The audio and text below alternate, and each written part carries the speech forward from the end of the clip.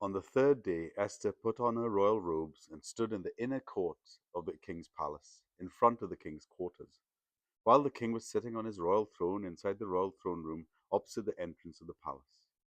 And when the king saw Queen Esther standing in the court, she won favor in his sight, and he held out to Esther the golden scepter which was in his hand.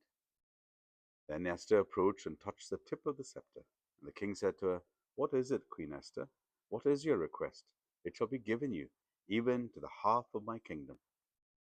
And Esther said, "If it please the king, let the king and Haman come today to a feast that I have prepared for the king."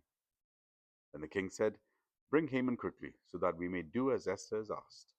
So the king and Haman came to the feast that Esther had prepared.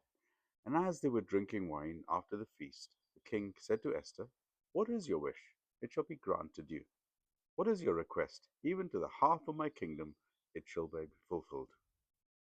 Then Esther answered, "My wish and my request is, if I have found favor in the sight of the king, and if it please the king to grant my wish and fulfill my request, let the king and Haman come to the feast that I will prepare for them, and tomorrow I will do as the king has said." And Haman went out that day joyful and glad of the heart.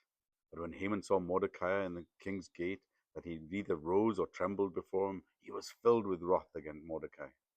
Nevertheless, Haman restrained himself and went home. He brought his friends and his wife Jeresh.